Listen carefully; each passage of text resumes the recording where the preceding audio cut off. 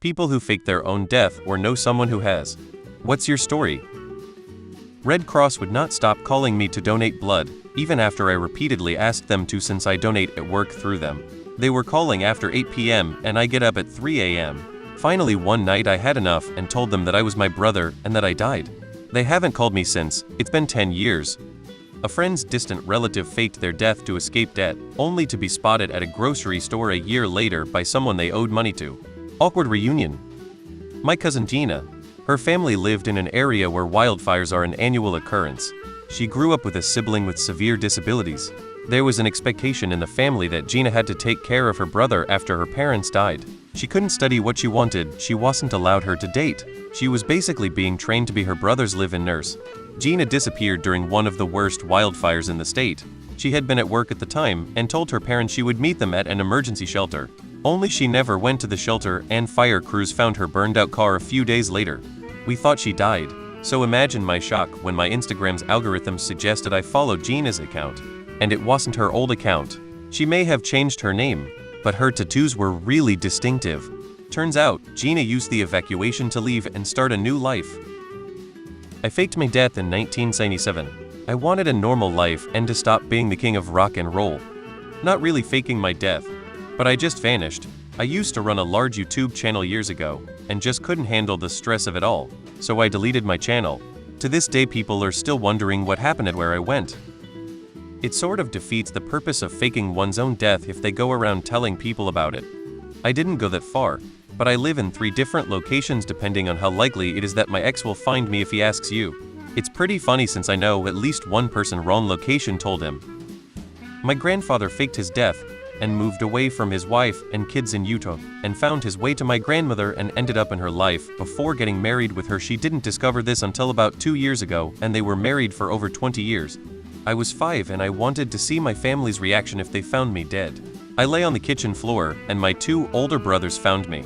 They had a brief conversation among themselves about what to do with my dead body. They decided the easiest way to dispose of me was to throw me in the kitchen garbage, which they did. I never played dead again. I only faked it to one person. It was someone from the TeamSpeak server of a YouTuber who groomed me when I was 16.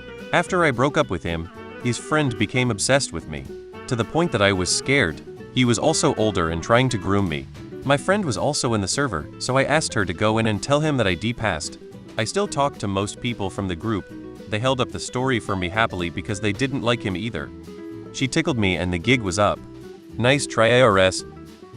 A friend's boyfriend faked his death, had his best friend call her and weave this dramatic story about him dying from a chronic illness he has.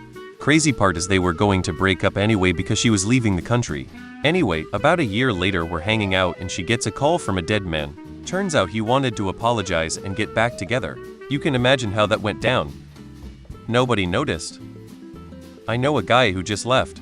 Took us 3 years to figure out where he was. Cleaning a bar on St. Croix. I feel no one here will tell the truth.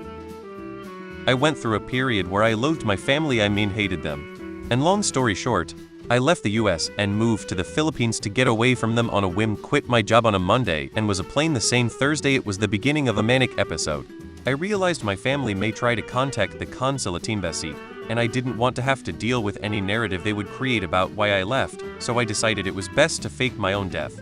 I sent my goodbyes and got a new phone. It didn't last long, as I had shared with some people in the Phils that my family was estranged, and before I knew it someone had contacted my mom on Facebook, who then contacted the embassy, who then found a way to get in contact with me. In my true efforts to act as if I had buried my previous life, I had burned my passport and overstayed my visa. Long story short, I ended up getting escorted out of the Philippines by the US Embassy and sent back to my family. Therapy vacation saved the day in the end. I was in jail for years for someone else's crime. I was able to get in with the guards by doing their taxes and helping with the prison's bookkeeping. All the while I was laundering the warden's dirty money. Well, I finally had enough of the prison showers and decided to carve my way through the walls, hiding behind a Fuzzy Britches poster. I crawled through hundreds of yards of sewer filth, cleaned myself up, emptied those accounts, and now am living life south of the border with my friend Red. If this counts. But this girl told me a story once that she kept being bombarded by phone calls from this one college, and they would call her like every day even though she went to a different college. One day, they called again and her brother asked if he could deal with it. He picked up, and when they asked for her he said that she was dead and started crying. Apparently that college never called her again. My kid throws her sock at me when we're roughhousing, and I pretend to gag at the smell, keel over, and die. I'm lying there with my tongue out, not breathing, ostensibly dead. 'Twas a performance worthy of an Oscar nomination. But fear and panic did not take over. Instead, the little scamp jumps on me and starts to tickle me, and I burst out laughing, my plot foiled by a pint-sized wild child. Now burdened with the lifetime embarrassment of being caught red-handed my charade, so easily exposed I never participated in such a ruse again. Though I do often fantasize about what I would have done with the insurance money. And I would have gotten away with it too, if not for that meddling kid.